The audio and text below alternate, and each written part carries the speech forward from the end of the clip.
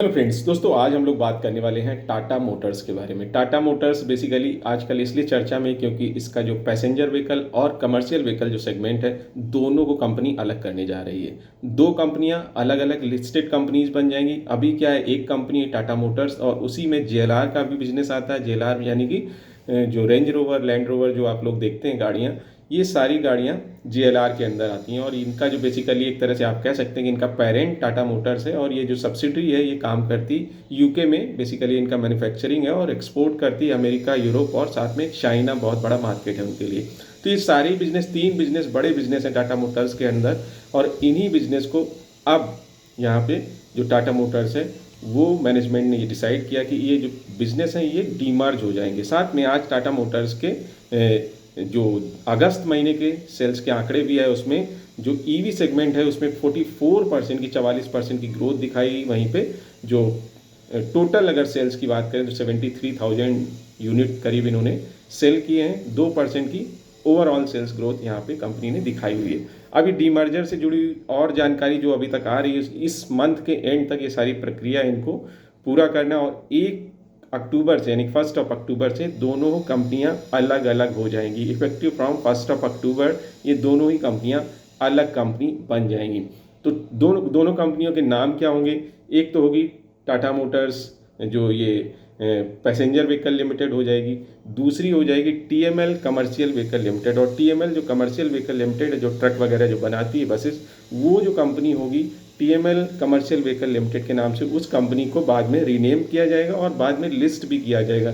Listing में जहाँ तक जो खबरें आ रही हैं वो ये है कि लिस्टिंग में उसको 1 से 2 महीने का वक्त लग सकता है। लेकिन ये दोनों ही डीमर्ज्ड एंटिटी यानी कि दो सेपरेट बिजनेस 1 अक्टूबर से हो जाएंगे। किनको फ्री में शेयर मिलेगा?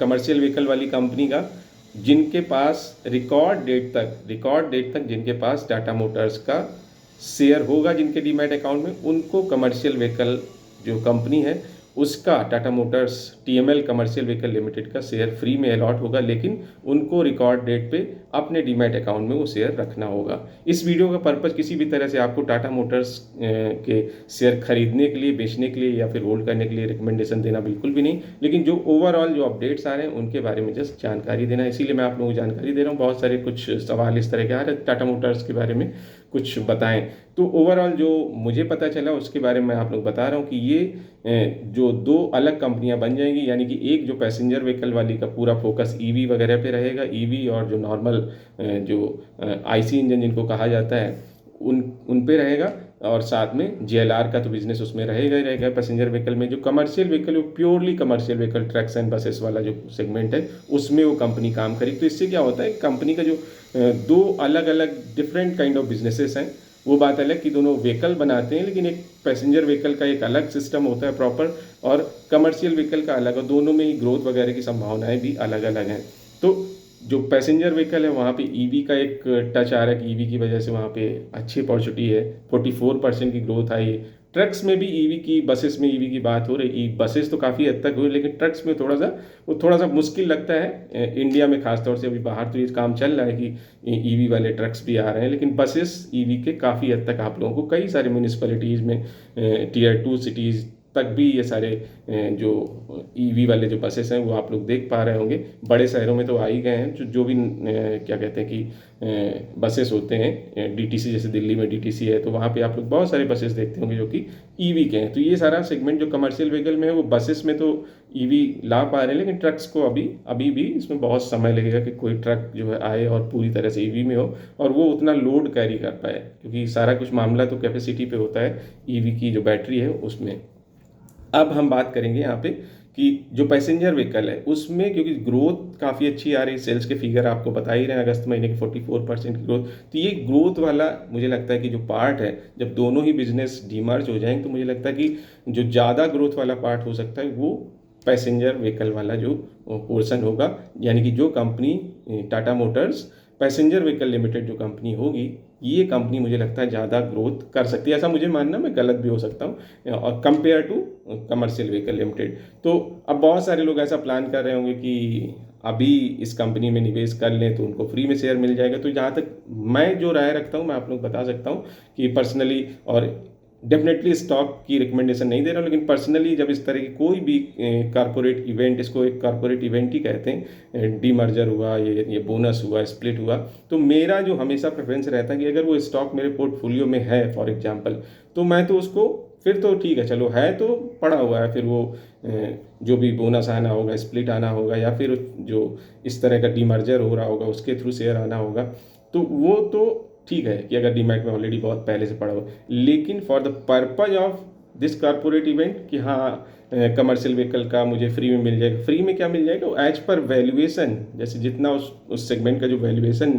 लगाया जाएगा उसके हिसाब से उतना मार्केट कैप खिसक के कमर्शियल व्हीकल में चला जाएगा और बाकी का पैसेंजर व्हीकल में रहेगा। तो ऐसा एक तरह से ये कहना कि फ्री कहने का मतलब ये होता है कि आपको उसके पैसे नहीं देने, लेकिन क्या होगा कि वो आपका जो अभी जो बिजनेस है टाटा मोटर्स का, उससे ही थोड़ा बिजनेस कट के कमर्शियल व्हीकल में जा रहा है, तो उतना वो मार्केट कैप भी लेके चला जाएगा। तो ये एक जस्ट एक समझने की बात है कि वो फ्री में है, फ्री में तो कुछ नहीं होता है, लेकिन जिनके पास है उनको ही मिलेगा और इसके लिए उनको कोई एक्स्ट्रा पैसे नहीं देने। लेकिन हाँ, इतना जरूर उनके शेयर की जो प्राइसेस हैं वो एडजस्ट उसी हिसाब से हो जाएंगे। यानी कि अगर मान ले फॉर एग्जाम्पल, मैं एग्जाम्पल दे रहा हूँ कि कोई शेयर अगर 10 रुपये का है, अब उसमें से एक बिजनेस जो है डीमर्ज किया जा रहा है, उसका जो वैल्यूएशन है वो 2 रुपये के आसपास है, तो जो पुराना बिजनेस है वो 8 रुपये पे रह जाएगा, जो नया बिजनेस लिस्ट होगा वो 2 रुपये पे हो जाएगा। तो इस तरह से एडजस्टमेंट होते हैं और उसी हिसाब से मार्केट कैप भी बदल जाएगा। तो यहाँ पे फ्री तो है लेकिन फ्री कुछ भी नहीं है, ऐसे आप समझ लीजिए। लेकिन यहाँ पे जो मैं ये कह रहा था कि सिर्फ कारपोरेट इवेंट को देख के बहुत सारे लोग निवेश करते हैं, तो उस तरह से मुझे लगता है, क्योंकि कई बार आप देखिए, कई बार 10 में से करीब करीब 7-6 बार आप देखेंगे कि जब भी इस तरह का इवेंट किसी कंपनी में होता कि बोनस आया, स्प्लिट हुआ या फिर डीमर्जर हुआ, तो वहाँ पे वो शेयर कुछ समय के लिए थोड़ा सा कंसोलिडेशन में चले जाते हैं। तो वहाँ पे जो कंसोलिडेशन फेज होता है वहाँ पे आप जो प्राइसेस अगर देखेंगे तो आपको ये लगेगा कि इससे अच्छा तो हम ना लेते, यानी कि इससे कुछ खास फायदा नहीं हुआ है। तो वही रीज़न होता है कि बहुत सारे इसमें क्या है, बहुत सारे चेंजेज होंगे। चेंजेस क्या होंगे, इंडेक्स में भी चेंजेज होंगे इसके हिसाब से। अभी जैसे जो नई कंपनी होगी वो किस इंडेक्स में जा रही है, कितना मार्केट कैप, उसके हिसाब से टाटा मोटर्स में भी चेंजेज होंगे। तो इंडेक्स में भी चेंजेज आने वाले हैं और इंडेक्स के हिसाब से, जैसे मान लो कि फॉर एग्जांपल कोई कंपनी, मैं एग्जांपल दे रहा हूँ कि कोई कंपनी मान लीजिए निफ्टी 50 का पार्ट है, जैसे कि जियो फाइनेंशियल ही थी, रिलायंस ही थी। अब रिलायंस से जियो फाइनेंशियल निकल के गया, राइट, तो वो अलग हो गया, उतना वैल्यूएशन 300 रुपये या 250 रुपये जो भी था, 250 रुपये के आसपास, तो वो उतना प्राइस एडजस्टमेंट भी हुआ था उस टाइम पे। अगर आपने ध्यान दिया उस पर तो उतना प्राइस एडजस्ट हो गया था रिलायंस के शेयर का, ऐसा नहीं कि यानी कि कम हो गया, एडजस्ट होने का मतलब कम हो गया। तो ऐसे ही टाटा मोटर्स के शेयर में भी आप देखेंगे कि जो प्राइस होगा कमर्शियल व्हीकल वाले शेयर का, उतना प्राइस यहाँ से आपको कम होता हुआ दिखेगा, यानी कि इसी से एक टुकड़ा अलग हो रहा। तो ऐसा, तो यहाँ पे क्या है कि जैसे मैं कह रहा हूँ कि उसके हिसाब से जो कंपनियां हैं काफ़ी लंबे समय तक वो फिर एक डल फेज में जाती हैं। ऐसा आप लोगों ने देखा होगा, जियो फाइनेंशियल में भी देखा होगा और रिलायंस में भी देखा होगा, जब ये स्पिन ऑफ हुआ था ये बिजनेस जियो फाइनेंशियल का। तो ऐसे ही बहुत सारी कंपनियां जहाँ पे इस तरह के मेरा कहने का मतलब जब भी कोई कॉरपोरेट इवेंट होता है इस तरह का बड़ा, तो वहाँ पे वो कंपनियां थोड़े समय के लिए थोड़ा सा डल फेज में जाती हैं। बहुत सारे जो बड़े निवेशक होते हैं उनको अपनी स्ट्रेटजी चेंज करनी होती है, यानी कि उनको अब 2 कंपनियों में निवेशित नहीं रहना है। सेम ग्रुप की 2 कंपनियों में उन्हें अपना जो इन्वेस्टमेंट है नहीं रहना, क्योंकि शेयर तो उनको भी मिलेंगे। बहुत सारे म्यूचुअल फंड हैं जिनकी मान ली फॉर एग्जांपल किसी म्यूचुअल फंड की 5% हिस्सेदारी है टाटा मोटर्स में, अब उसको कमर्शियल व्हीकल का भी मिल गया, बट उसको कमर्शियल व्हीकल में निवेश करना नहीं है इंडिविजुअली, उसको पैसेंजर व्हीकल की वजह से वो यहाँ पे था। अब कमर्शियल व्हीकल में फॉर एग्जांपल उसे नहीं करना, तो वो क्या करेगा, एग्जिट करेगा। जब एग्जिट करेगा तो बिकवाली आएगी तो उसके प्राइस गिरते हुए दिखाई देंगे। ऐसे ही मान लो किसी को कमर्शियल व्हीकल में करना और उसको पैसेंजर में नहीं करना है फॉर एनी रीजन, कि उसको ऑलरेडी हो सकता है कि उसका निवेश ऑलरेडी सुजुकी में है, मारुति सुजुकी में है या हुंडई में है उसका निवेश, तो अब वो सिर्फ कमर्शियल में अपना निवेश रखना चाहता है लेकिन पैसेंजर में नहीं रखना, क्योंकि ऑलरेडी वो पैसेंजर का एक्सपोजर किसी दूसरे शेयर के थ्रू उसके पोर्टफोलियो में है, तो वो पैसेंजर व्हीकल वाले शेयर में बिकवाली करेगा। तो इस तरह से वाइस वर्सा है कि बहुत सारे एडजस्टमेंट होते हैं बड़ी बड़ी कंपनियों के पोर्टफोलियो लेवल पे, म्यूचुअल फंड के पोर्टफोलियो लेवल पे, एफआईआईज के पोर्टफोलियो लेवल पे, और बड़े बड़े इंडिविजुअल्स जो होते हैं एचएनआईज, उनके पोर्टफोलियो लेवल पे बहुत सारी चर्निंग होती है। तो वहाँ पे काफ़ी सारी इस तरह की हलचल होती, जिसकी वजह से जो शेयर है थोड़े समय के लिए ये शेयर कंसोलिडेशन में चले जाते हैं। अब टाटा मोटर्स के साथ ऐसा होगा ये कहना बिल्कुल मुश्किल है, लेकिन जैसा जो एक ट्रेंड बताता है वो यही कहता है कि सिर्फ और सिर्फ इसको देख के कि हाँ बोनस कंपनी इशू करने वाली है तो उस कंपनी में एंट्री ले ली, या कंपनी स्प्लिट देने वाली तो एंट्री ले ली, या फिर कोई डीमर्जर होने वाला तो एंट्री ले ली, तो ये बहुत ज़्यादा फायदेमंद ये डिसीजन नहीं रहता। For the sake of this corporate event we are buying any stock, that's not good decision as per my experience, whatever I have observe.